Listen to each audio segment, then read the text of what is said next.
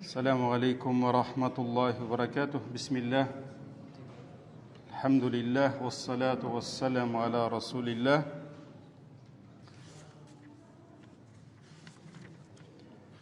Некоторые отличительные свойства, признаки пророка, саллаллаху алейхи вассалям, то есть именно те качества, которых у нас нет.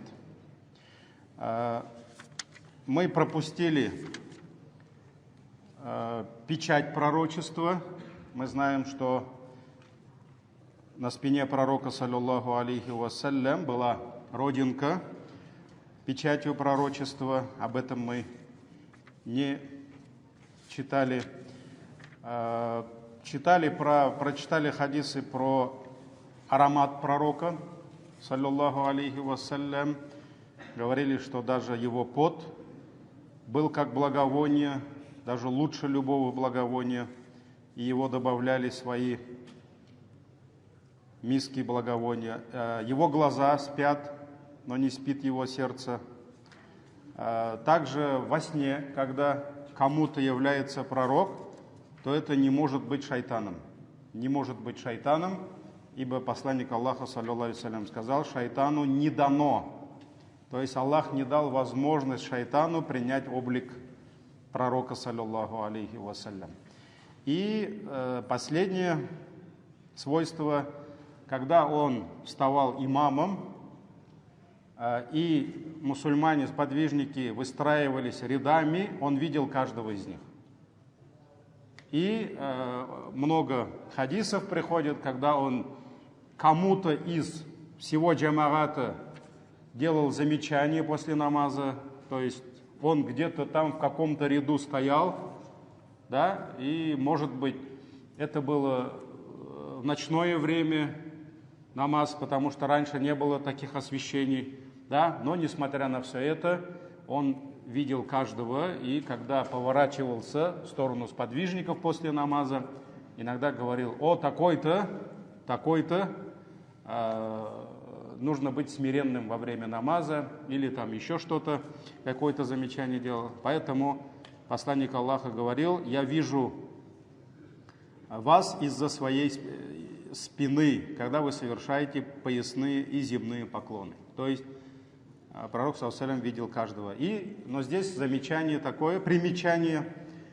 Ученые говорят, есть хадисы, которые доказывают, что он видел во время намаза тех, которые стояли за ним, но помимо намаза, помимо молитвы, вне молитвы, видел ли он кого-то сзади, здесь никаких доводов нет. Поэтому мы не можем сказать, что вот он, когда шел по улице или где-то сидел, с кем-то общался и видел тех, которые сзади. То есть об этом мы хадисов не знаем. Мы не знаем. Также можно привести хадисы про силу пророка, саллаллаху алейхи вассалям, и не только физическую силу, но и силу мужскую. Об этом много не буду говорить. Рамадан, еще таравих надо читать. Вот, поэтому сподвижники говорили, что Аллах дал пророку, саллаллаху алейхи вассалям, силу 30 мужчин. Силу 30 мужчин.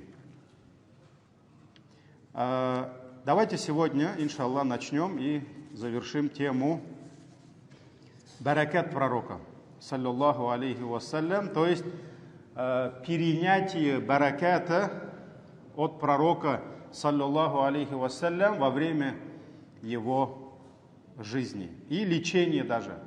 Лечение. Потому что посланник Аллаха, саллаллаху алейхи вассалям, это был человек, который ходил по земле, и он весь был баракатом. Не только его назидания, не только аяты, которые он читал людям, не только уроки, которые он давал. То, что он был, это уже был баракат. Его рука, его ноги, его даже слюна, его пот, про пот мы говорили, его волосы, это все было баракатным. И давайте вот посмотрим на хадисы, которые указывают на это. Абу Джухайфа рассказывает, однажды в полдень посланник Аллаха, саллаллаху алейхи вассалям, вышел в местность, которая называется Аль-Бадха, и совершил малое омовение, тахарат взял. Затем совершил зухр намаз в 2 ракагата и аср намаз 2 ракагата, во время совершения которых перед ним воткнули копье, то есть это была сутра. Затем, после того, как он совершил эти намазы, люди начали брать его руку. То есть люди начали подходить к нему, брать его за руку, и вот так берут его руку и вот так обтирают, то есть гладят себя его руками. Гладили себя его руками. Вот вчера мы приводили хадис, когда дети обтирались его руками, маленькие дети, они приходили и лезли под его руки, залезали, и он вот так гладился. А кто-то просто брал, даже взрослые, приходили, брали вот так за руки, он как бы покорялся этому, не противился, и вот так обтирали себя руками пророка, саллаллаху алейхи вассалям. Потому что пророк, он был весь баракат Всевышнего Аллаха.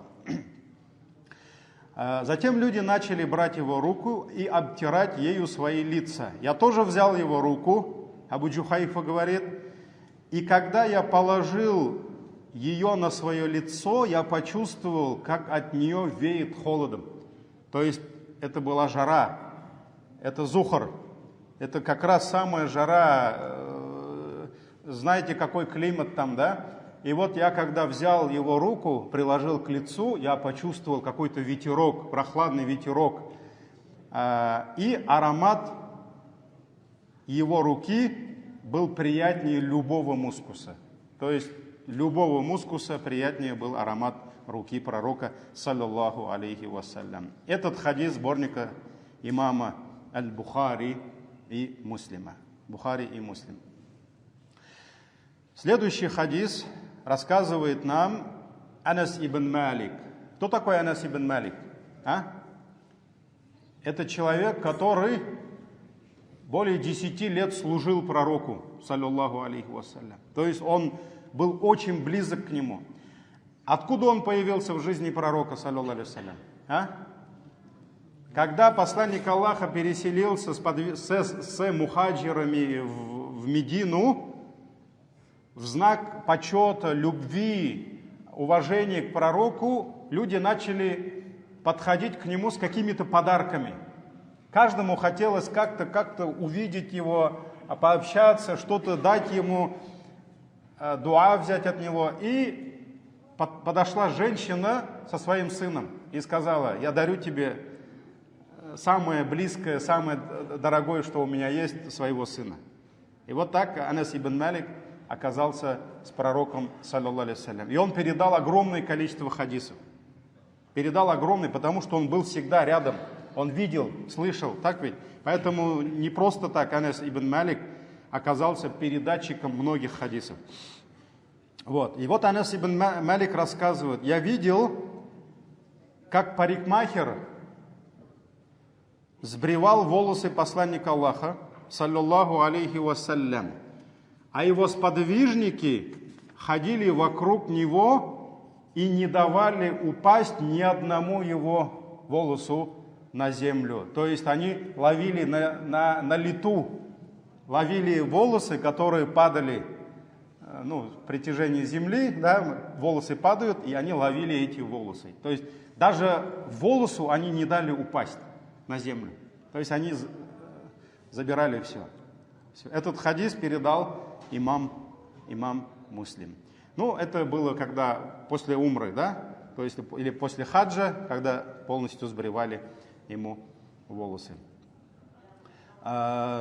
Также другой хадис у имама Муслима, тоже от Анас ибн Малика, приходит хадис, что после прибытия в Мину посланник Аллаха, саллаллаху алейхи вассалям, отправился на Джамарат.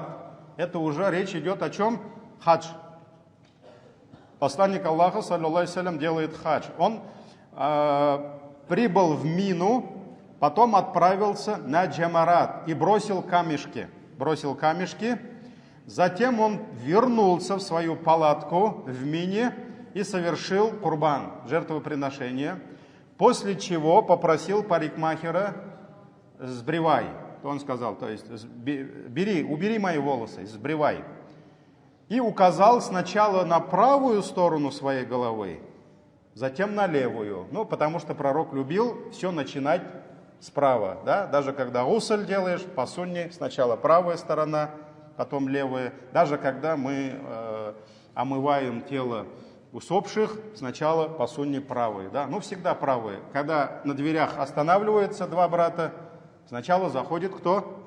Правый. Так ведь? Начинаем раздавать справа. Здороваемся справа. Если, конечно, какой-то взрослый аксакал слева не стоит. Здесь уже мы меняем правила. Сначала аксакал, потом молодежь. Вот. Поэтому пророк ﷺ сказал: убирай волосы, указал на правую сторону своей, а затем на левую. После этого он сам начал раздавать свои волосы. Сам. То есть, смотрите, значит, в этом было благо. Значит, в его волосах на самом деле был баракат. То есть, одно дело, кто-то может подумать, пророк же не стал указывать на то, чтобы ловили все его волосы, но он там ничего не сказал. Он не сказал: не собирайте мои волосы, в них нет никакого толка. Нет, значит, в этом был баракат. А здесь Анас ибн Малик говорит, Сахих Муслим, достоверный хадис, да, что пророк, саллаллаху, когда собрали волосы, он сам эти волосы раздавал людям. Этот хадис у имама Муслима. Есть еще другая версия этого хадиса. Он указал своей рукой на правую сторону, затем разделил волосы между теми, кто был рядом с ним. То есть, вот кто там рядом стоял вместе с ним во время хаджа, он разделил волосы, раздал, получается, им. Затем он указал парикмахеру на левую сторону. То есть сначала сбрили правую сторону, волосы убрали, и он раздал их тем, кто были рядом. Потом он сказал: удали волосы с левой стороны. И пророк, саллаллаху алейхи вассалям, левую сторону не стал раздавать, а отдал Умму Сулейм. То есть все волосы он отдал сподвижнице Умму Сулейм. Есть еще одна версия, третья версия хадиса. Он начал с правой стороны и раздал по одному или по два волоса. То есть не просто пучок волос, да? Каждый волос, в нем был баракат. Да? То есть он раздал по одному или по две волосинки, затем приказал сбрить волосы с левой стороны, после чего спросил, есть ли здесь Абу Тальха. То есть это великий сподвижник, который обрадован раем. Да? Он спросил, где Абу Тальха? И когда ему показали Абу Тальху, он оказался недалеко, да? Он отдал эти волосы Абу Тальха. То есть целую половину он отдал ему. На все была воля Аллаха и мудрость Аллаха. Идем дальше. Осман ибн Абдиллах ибн Маухаб рассказывает: моя семья отправила меня с сосудом воды к Умму Саляме, жене пророка, саллаллаху алейхи вассалям. То есть юношу с сосудом, то есть водой, сосуд водой дают и отправляют к жене пророка, саллаллаху алейхи. Я пришла к матери правоверной, к Умму Саляме. Она увидела, что он пришел с водой, сосуд воды с собой. Она принесла мне маленький колокольчик из серебра. То есть это был колокольчик, середину убрали, и туда клали что-то ценное. То есть это был серебряный колокольчик, сердцевину убрали, чтобы не звенело, и туда положили что-то ценное, да? Она принесла этот колокольчик, он называется джуль-джуль. И там, внутри колокольчика, я увидел волосы пророка, саллаллаху алейхи салям. Вот смотрите, что делали с этими волосами? То есть пророка уже нет, но есть волосы. Хранили там, внутри серебряного колокольчика, да? И в то время, он рассказывает, Усман ибн Абдуллах ибн Маухаб, было принято, что если кого-либо постигал или с глаз, кустиган, или же какая-то болезнь, родители отправляли кого? Детей, или сами отправлялись к жене пророка, саллаллаху алейхи салям, сосудом с водой. То есть брали сосуд с водой и шли. Когда же я посмотрел колокольчик, я нашел в нем красные волосы. То есть, может быть, они были покрашены тогда, да, хной, волосы пророка, саллаллаху алейхи вассалям. Этот хадис у имама Аль-Бухари. Имама Аль-Бухари. И ученый Хафиз ибн Хаджар дает толкование, шарх, разъяснение этого хадиса и говорит, смысл этого заключается в том, что тот, кто болел или жаловался на какой-либо недуг, отправлял к Умму Саляме сосуд, в котором она мыла волосы пророка, саллаллаху алейхи салям. Ну, получается, она погружала, то есть вот пришли сосудом с водой, она доставала с этого джуль-джуля, с колокольчика, волосы пророка, саллаллаху алейхи салям, и смачивала их в этой воде. Или, может быть, держала, да? То есть, получается, ну, здесь говорится, что она мыла волосы внутри этой воды, да? И после чего возвращала обратно этот сосуд его хозяину. И этот хозяин пил или мылся этой водой с целью исцеления. Или же просто получения благодати от этих волос. То есть, вот на самом деле в сунне, достоверной сунне, дорогие братья, это есть посланник Аллаха, саллаллаху алейхи салям. Он был сам источником бараката, еще при жизни, да? И почему он раздавал? Потому что даже после его смерти, люди должны пользоваться этим баракатом. То есть, вот волосы были достоверные у жены пророка, саллаллаху алейхи салям, люди приходили, доставали эти волосы, у кого-то ребенок болел, еще что-то, и вот они исцелялись волосами пророка, саллаллаху алейхи вассалям. Следующий хадис. Сумама ибн Абдиллах ибн Анас передает от Анаса ибн Малика, Анас передает от Анаса, да? Анас ибн Малик рассказывал, что Умму Сулейм расстилала для пророка подстилку, ну, как матрас, и она была из кожи, то есть кожаную подстилку. И посланник Аллаха после зухр намаза ложился на эту подстилку и спал, то есть хайлюля делал, да.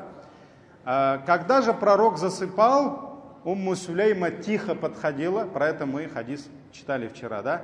Она тихо подходила к пророку, алейхиссаляту вассалям, и начинала собирать его пот. И когда пророк спал, иногда выпадали у него волосы. Ну, это обычное дело, да? У нас тоже иногда падают волосы. Вот. И она собирала эти волосы в бутылку, а затем добавляла их в благовония. То есть пот и волосы она собирала, когда пророк, саллаллаху алейхи салям, спал. И вот Сумама, передатчик этого хадиса от Анас ибн Малика, рассказывает, когда Анас ибн Малик умирал, то есть пришла к нему смерть, кончина, он завещал мне, чтобы в его кафен положили часть этих благовоний. То есть, получается, у Анаса ибн Малика были еще благовония, в которых был пот пророка, саллаллаху алейхи салям, или волос. И когда он умирал, он сказал: обязательно нужно умощать мой кафен вот этим благовонием. Потому что это было особое благовоние. После этого их положили в кафен. То есть, на самом деле, послушались его завещания и положили в кафен. Эту историю рассказывает имам Аль-Бухари. Следующий хадис. Также Анас ибн Малик рассказывает. Анас ибн Малик, он был рядом всегда. Пророк, саллаллаху алейхи вассалям, после Зухра заходил в дом Умму Сулейм и оставался там спать. Однажды он пришел и заснул дома у Умму Сулейм. После этого к ней пришли некоторые люди и сказали, то есть к Умму Сулейм пришли люди и сказали: у тебя дома заснул пророк, саллаллаху алейхи вассалям. И когда же она пришла, пророк увидела, что пророк вспотел, и его пот уже капал на кожаную подстилку. То есть это же кожа, она не пропитывается. И она увидела, что капли пота нашла на этой подстилке кожаной, да, и она начала их собирать. Она открыла свой флакончик, ларчик, да, и начала вытирать пот, собирая его в бутылочку. И в это время неожиданно проснулся пророк и сказал: что ты делаешь, о Умму Сулейм? На что она ответила, это очень важный момент, сейчас, дорогие братья. То есть пророк спрашивает, просыпается, Умму Сулейм собирает пот.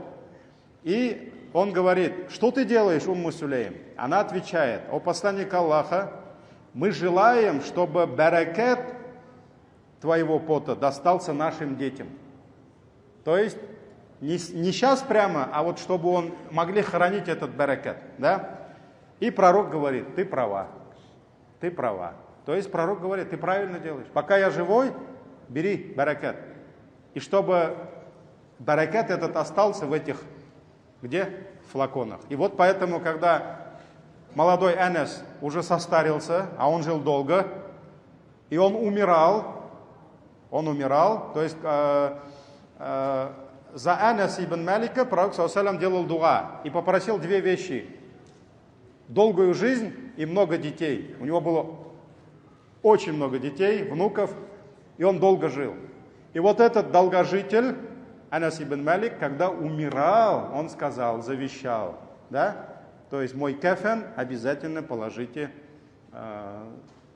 то благовоние. То есть он хотел вернуться к Аллаху, или, может быть, к ангелам, которые встретят его там, да? Именно с благовониями, где под пророка, саллаллаху алейхи вассалям. Следующий хадис. Абдуллах, вольноотпущенник Асма, рассказывал, что она, Асма, вынесла персидскую накидку в виде шали. Все, идем дальше. Она вынесла персидскую накидку в виде шали, подшитую парчой, на которой были заплатки на месте воротника, и сказала: это накидка посланника Аллаха, саллаллаху алейхи вассалям, которая была у Айши, пока она не скончалась. То есть, смотрите, Айша была молодой женщиной, когда скончался пророк, саллаллаху алейхи вассалям, и она хранила эту накидку до конца своей жизни. Когда она скончалась, эту накидку забрали у нее, да, получается. Вот она была у Асма. И она говорит, эта накидка была у Айши, пока она не скончалась. После чего я забрала ее себе. Пророк носил ее при жизни. И когда люди заболевают, мы достаем эту накидку и погружаем в воду. То есть это накидка, которую носил пророк, саллаллаху алейхи вассалям. Мы погружаем ее в воду, и потом этой водой лечим своих больных. То есть накидка пророка, даже в этой накидке был баракат. Этот хадис у имама Муслима достоверный. Следующий хадис, у нас еще есть буквально несколько минут, тоже интересный. Однажды одна женщина, Сахль, рассказывает, однажды одна женщина пришла к пророку с накидкой. С накидкой, то есть она принесла подарок. Да? Я шила ее своими руками для того, то есть она пришла к пророку и сказала: о посланник Аллаха, я шила эту накидку своими руками для того, чтобы ты носил ее. То есть она принесла подарок пророку, саллаллаху алейхи вассалям. Пророк с радостью взял эту накидку, так как он нуждался в ней. Ему нужна была накидка, да? А затем вышел к нам, надев ее на себя. И эта накидка понравилась одному из сподвижников. То есть один из сподвижников увидел эту накидку на пророке, саллаллаху алейхи вассалям, подошел и сказал: как же прекрасна эта накидка, отдай мне ее. Отдай, сними, отдай мне. Ну вот были такие бедуины, иногда даже снимали одежду пророка, саллаллаху алейхи вассалям. Да? Знаете, даже аят про это пришел в Коране. И кто-то, услышав это, начал бранить его, ругать его. Ты что делаешь? Ты поступаешь нехорошо. Ведь пророк надел ее, потому что нуждался в ней. То есть на самом деле не просто для красоты. Может быть, было холодно, может быть, у него другой одежды не было. Он нуждался в этой накидке и одел. Вот.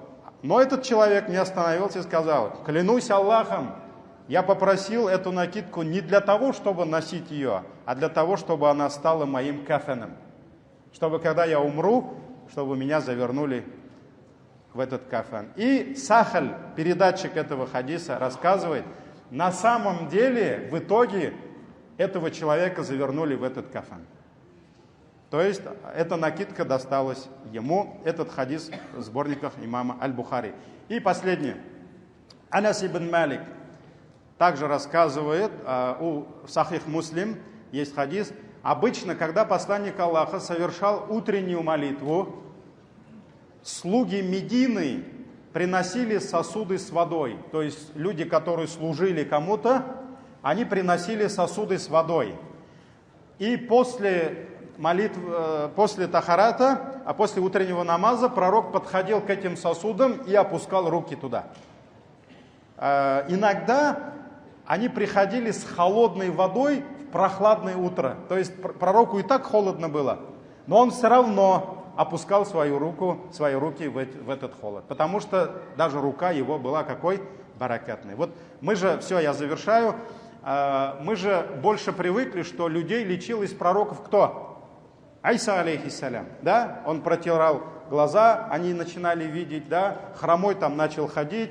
На самом деле наш пророк, саллаллаху алейхи вассалям, тоже лечил людей, и даже его волосы, которые он просто отправлял кому-то, дальше уже эти волосы погружали в воду, и эта вода была целебной. Поэтому это было одно из чудес пророка, саллаллаху алейхи вассалям. Субханак Аллахума бихамдик, шаду алла илляха илля анта, астагфирука ва атубу илейк.